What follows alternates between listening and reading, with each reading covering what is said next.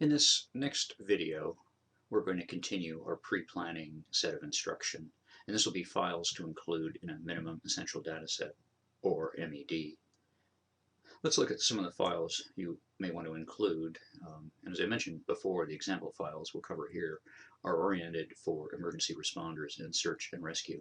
However, many of them might also be of use if you're illustrating a mountain biking trip or putting together a presentation for an organization of friends.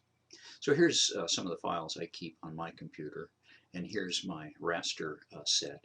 This is contained within a file geodatabase, which is in some ways a collection of the shapefiles I talked about in previous instructions, but they're all in one capsule that's a little more efficient in storing data and retrieving it. So the first one will be the park's brochure map, which I've converted to what's called a georeferenced map. So this is just a scan of what the Park Service hands out to visitors as they come in. And then I've used a fairly simple process you can do in ArcGIS 10 to georectify it and make it into a digital map that's oriented to the coordinate system of the area. And this is also useful so if you're searching for someone who's overdue and they have the brochure map, you know what kind of information they have, so you can look at it and try to see what information they had and what decisions they might have made based on that map. So that's a useful map. The second advantage of this map is it's fairly lightweight. It doesn't take up a lot of space, and you can move it around fairly quickly and it rebuilds quickly within ArcGIS. And next is hillshade. And hillshade is a layer, the hillshade layer here. Hillshade is a layer that allows you to give a 3D effect to your otherwise flat-looking USGS digital topographic maps. And so you layer that over that, and then you use transparency to increase or decrease the transparency so you see the underlying map. And so here it is at full, without any transparency at all. And again, you increase the transparency to get the 3D effect. Another one useful in search and rescue anyway is the slope in degrees. And you can use analysis using ArcGIS where you might want to highlight areas that are too steep to safely travel or areas at high danger of snow avalanches. And then I also keep on here a larger scale map of the entire park. And I keep my 24K 7.5 minute maps in a separate folder. And I've created another geodatabase of vector files. And here is the index grid for all the topographic maps in California. I can always find the name of a map if I need to retrieve it. And another interesting and useful file is watersheds.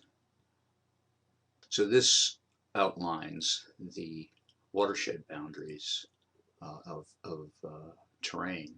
And so if you're doing a search and you want to divide up into logical search segments for each team to search during an operational period, then you can use your watershed boundaries and then subdivide off of those. And so you search an entire basin, for instance. And another one I've put together to try and capture local terrain knowledge, I call it historic terrain traps. So for instance, you interview local people and ask them where there have been problems before, areas where people might get lost or confused.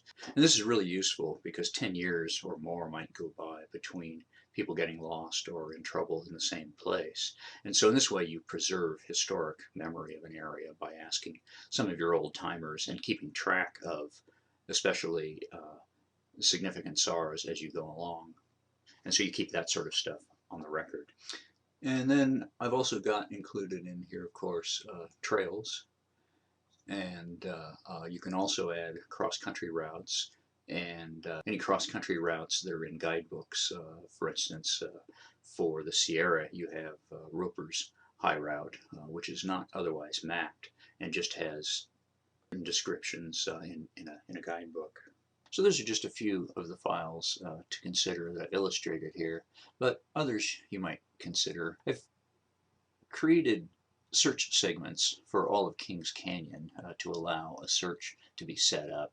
And these are a little larger than might be used on a regular search, but they can be quickly subdivided. I've also included locations of mines. There aren't too many in Sequoia Kings, but it's an attractive nuisance you should consider for your own set. Radio repeaters, ranger stations, of course, roads, bridges, and the park boundary, political boundaries and county boundaries are also worth considering, as well as structures, especially in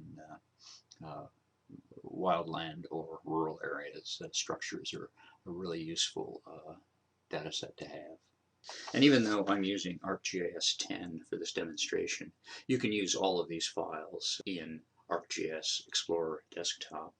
So obtaining these files will range from easy. The base maps and imagery are fairly easily available from the web, including the California Geospatial Clearinghouse, which I've demonstrated in earlier videos.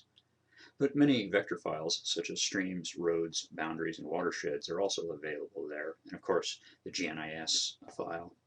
But you might have trouble getting a hold of some trail files and other semi-localized data. As we suggest in the textbook, your best source is probably the local agency responsible for the data. Your county planning department or federal land management office will almost certainly have the data. If you're with a search and rescue group, you can make an official request through your supervising sheriff's office. This is also public information, and as we suggest in Chapter 3, Pre-Planning, you should be able to obtain it, though it might take a little effort. So as an individual, you can contact the agency and ask to speak to the GIS specialist and just ask. This is information gathered at taxpayers' expense, so in an ideal world, should be available to the public. To avoid an agency's understandable reluctance to fulfill repeated requests for the same data, you can also suggest it be posted on their official site. An even better way is to offer to add to the information. Many trail maps, for instance, are inaccurate, so form a group to GPS trails for hiking for horses or mountain bikes. Point out how this information will help attract recreational users to the area if they have good maps about places to visit for their particular recreational interest. As a last resort, you can file a request under the Freedom of Information Act. So be sure to read the pre-planning chapter in detail to get an idea of what other files to use and how to get them. Okay, that's it for pre-planning. So your assignment will be exercise 3A, assembling your minimum essential data set. You needn't do anything fancy, but a basic set of at least topo maps for your area, roads, and maybe some satellite imagery. But it would be good to make a start appropriate to how you intend to use it. So I'd expect a more extensive data set for an agency or SAR team than for an individual interested in recreational use. Then put them in the appropriate folders in your GIS data folder.